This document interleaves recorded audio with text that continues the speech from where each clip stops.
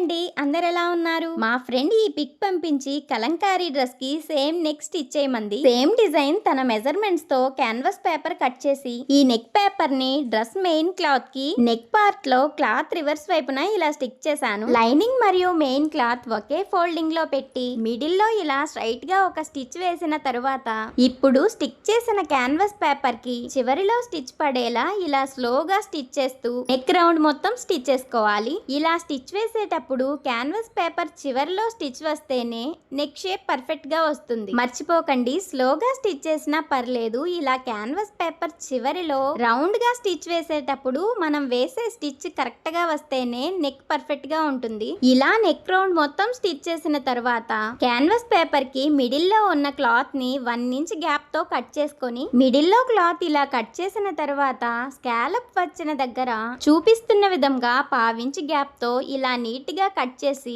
Neck round మొత్తం ఇలా cuttings పెట్టాలి. ఇలా కట్టింగ్స్ పెట్టి రివర్స్ చేయడం వల్ల నెక్ రౌండ్ పర్ఫెక్ట్ గా రివర్స్ అవుతుంది. స్కాలప్ వచ్చిన దగ్గర చూపిస్తున్న విధంగా ఇలా అని లైనింగ్ మరియు మెయిన్ క్లాత్ రివర్స్ చేస్తున్నాను. నెక్ రౌండ్ మొత్తం ఇలా రివర్స్ చేసిన తర్వాత లైనింగ్ పై వైపు కనిపించకుండా సరి చేస్తూ నెక్ చివరికి పడేలా ఇలా ఒక స్టిచ్ వేసుకోవాలి. ఈ నెక్ డిజైన్ కి రౌండ్స్ వచ్చిన దగ్గర స్లోగా స్టిచ్ చేస్తూ చివరికి స్టిచ్ వేసుకుంటే ఫినిషింగ్ బాగుంటుంది. నెక్ రౌండ్ మొత్తం స్టిచ్ చేసిన తర్వాత పాదం ఖర్చు గ్యాప్ తో రెండో స్టిచ్ వేసుకుంటే సరిపోతుంది. ఇప్పుడు ట్రెండింగ్ లో ఉన్న ఈ నెక్ డిజైన్ ఫుల్ వీడియో కావాలి అంటే కామెంట్ చేయండి. మరిన్ని ఇలాంటి వీడియోస్ కోసం మన ఛానల్ ని సబ్స్క్రైబ్ చేసుకొని ఫాలో అవ్వండి.